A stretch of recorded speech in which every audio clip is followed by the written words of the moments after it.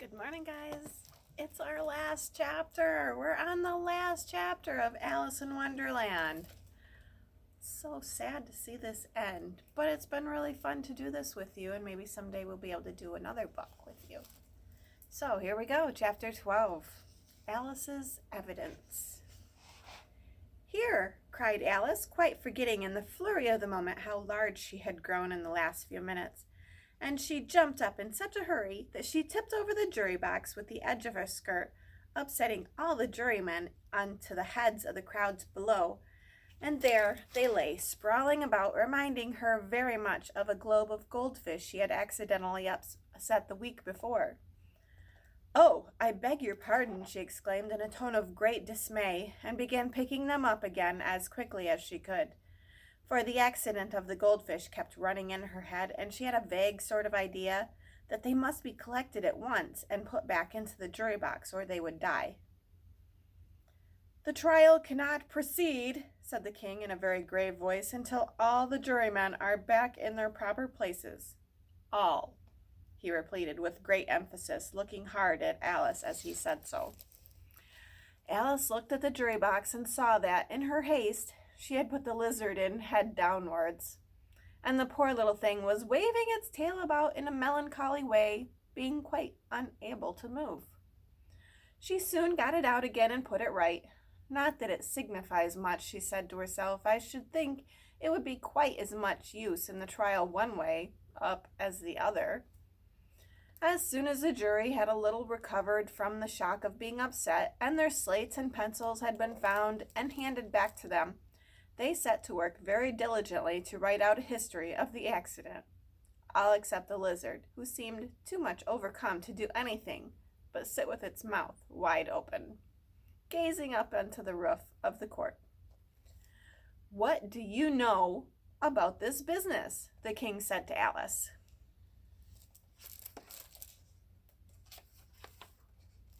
"Nothing," said Alice. "Nothing whatever?" persisted the king. "Nothing whatever," said Alice. "That's very important," the king said, turning to the jury. They were just beginning to write this down on their slates when the white rabbit interrupted. "Unimportant, your majesty means, of course," he said in a very respectful tone, but frowning and making faces at him as he spoke. "Unimportant, of course I meant," the king hastily said, and went on to himself in an undertone, "Important, unimportant, unimportant, important," as if he were trying which word sounded best. Some of the jury wrote it down important and some unimportant. Alice could see this as she was near enough to look over their slates, but it doesn't matter a bit, she thought to herself. At this moment the king, who had been for some time busily writing in his notebook, called out, "Silence!" and read out from his book. Rule 42. All persons more than a mile high to leave the court. Everybody looked at Alice. "I'm not a mile high," said Alice. "You are," said the king. "Nearly 2 miles high," added the queen. "Well, I shan't go at any rate," said Alice. "Besides, that's not a regular rule. You invented it just now." "It's the oldest rule in the book," said the king. "Then it ought to be number 1, said Alice. The king turned pale and shut his notebook hastily. "Consider your verdict," he said to the jury in a trembling voice.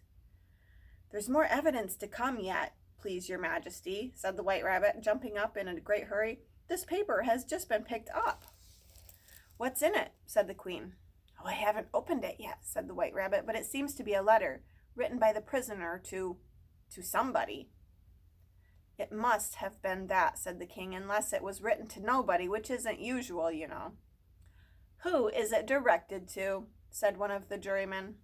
"It isn't directed at all," said the white rabbit. "In fact, there's nothing written on the outside." He unfolded the paper as he spoke and added, "It isn't a letter, after all. It's a set of verses." "Are they in the prisoner's handwriting?" asked another of the jurymen. "No, they're not," said the white rabbit, "and that's the weirdest thing about it." The jury all looked puzzled. "He must have imitated somebody else's hand," said the king. The jury all brightened up again. Please, Your Majesty, said the knave, I didn't write it, and they can't prove that I did. There's no name signed at the end. If you didn't sign it, said the king, that only makes the matter worse. You must have meant some mischief, or else you'd have signed your name like an honest man. There was a general clapping of hands at this. It was the first really clever thing the king had said that day. That proves his guilt, of course, said the queen. So off with... It doesn't prove anything of the sort, said Alice. Why, you don't even know what they're about. Read them, said the king. The White Rabbit put on his glasses. Where shall I begin, please, Your Majesty? He asked. Begin at the beginning, the king said very gravely, and go on until you come to the end. Then stop. There was dead silence in the court whilst the White Rabbit read out these verses. They told me you had been to her and mentioned me to him. She gave me a good character, but I said I could not swim. He sent them word I had not gone. We know it to be true. If she should push the matter on, what would become of you? I gave her 1, they gave him 2. You gave us 3 or more. They all returned from him to you, though they were mine before. If I or she should chance to be involved in this affair, he trusts to you to set them free, exactly as we were. My notion was that you had been, before she had this fit, an obstacle that came between him and ourselves and it. Don't let him know she liked them best, for this must ever be a secret kept from all the rest between yourself and me. That's the most important piece of evidence we've heard yet, said the king, rubbing his hands. So now let the jury. If anyone of them can explain it, said Alice. She had grown so large in the last few minutes that she wasn't afraid a bit of interrupting him. I'll give him 6 pence. I don't believe there's an atom of meaning in it. The jury wrote down on their slates, she doesn't believe there's an atom of meaning to it. But none of them attempted to explain the paper. If there's no meaning to it, said the king, that saves a world of trouble, as we needn't try to find any. And yet, I don't know, he went on, spreading out the verses on his knee and looking at them with one eye. I seem to see some meaning in them after all. Said I could not swim. You can't swim, can you? He added, turning to the knave. The knave shook his head sadly. Do I look like it? He said, which he certainly did not, being made entirely of cardboard. All right, so far, said the king, and he went on muttering over the verses to himself. We know it to be true. That's the jury, of course. If she should push the matter on, and that must be the queen, what would become of you? What indeed? I gave her 1, they gave him 2. Why, that must be what he did with the tarts, But it goes on, they all returned from him to you, said Alice. Why, there they are, said the king triumphantly, pointing to the tarts on the table. Nothing can be clearer than that. Then again, before she had this fit, you never had fits, my dear, I think, he said to the queen. Never, said the queen furiously, throwing an inkstand at the lizard as she spoke. The unfortunate little Bill had left off writing on his slate with 1 finger, as he found it made no mark. But he now hastily began again, using the ink that was trickling down his face as long as it lasted. Then, the words don't fit you, said the king, looking around the court with a smile. There was a dead silence. It's a pun, the king added in an angry tone, and everybody laughed. Let the jury consider their verdict, the king said, for about the 20th time that day. No, no, said the queen. Sentence first, verdict afterwards. Stuff and nonsense, said Alice loudly. The idea of having the sentence first. Hold your tongue, said the queen, turning purple. I won't, said Alice. Off with her head, the queen shouted at the top of her voice. Nobody moved. Who cares for you, said Alice. She had grown to her full size by this time. You're nothing but a pack of cards. At this, The pack rose up into the air and came flying down upon her. She gave a little scream, half of fright and half of anger, and tried to beat them off, and found herself lying on the bank with her head in the lap of her sister, who was gently brushing away some dead leaves that had fluttered down from the trees upon her face. "Huh! Wake up, Alice dear," she said to her sister. "Why, what a long sleep you've had." "Oh, I've had such a curious dream," said Alice. And she told her sister, as well as she could remember them, all these strange adventures of hers that you have just been reading about. And when she had finished, her sister kissed her and said, "It was a curious dream, dear, certainly, but now run to your tea. It's getting late." So Alice got up and ran off, thinking while she ran, as well she might, what a wonderful dream it had been.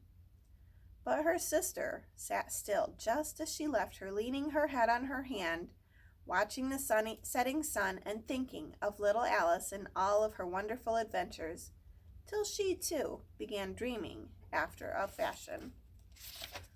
And this was her dream. First, she dreamed about little Alice herself. Once again, the tiny hands were clasped upon her knee, and the bright eager eyes were looking up into hers.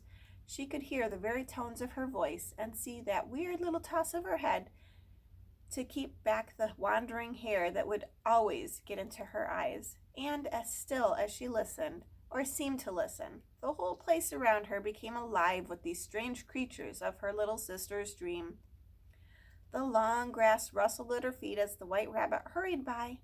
The frightened mouse splashed his way through the neighboring pool. She could hear the rattle of the teacups as the March Hare and his friends shared their never-ending meal, and the shrill voice of the Queen ordering off her unfortunate guests to execution. Once more the pig baby was sneezing on the Duchess's knee, while plates and dishes crashed about. Once more the shriek of the griffin, the squeaking of the lizard's slate pencil, and the choking of the suppressed guinea pigs filled the air, mixed up with the distant sob of the miserable mock turtle. So she sat on, with closed eyes, and half believed herself in Wonderland, though she knew she had but to open them again, and all would change to dull reality. The grass would be only rustling in the wind, and the pool rippling to the waving of the reeds. The rattling teacups would change to tinkling sheep bells, and the Queen's shrill cries to the voice of the shepherd boy, and the sneeze of the baby, the shriek of the griffin, and all the other weird noises would change, she knew, to the confused clamor of the busy farmyard, while the lowing of the cattle in the distance would take the place of the mock turtle's heavy sobs. Lastly, she pictured to herself how this same little sister of hers would, in the aftertime, be herself a grown woman, and how she would keep through all her riper years the simple and loving heart of her childhood, and how she would gather about her other little children and make their eyes bright and eager with many a strange tale, perhaps even with the dream of Wonderland of long ago, and how she would feel with all of their simple sorrows and find pleasure in all their simple joys, remembering her own child life and the happy summer days. The end. I hope you guys enjoyed the story with me. It was a very strange dream Alice had. I hope you enjoyed it. Have a great day, guys.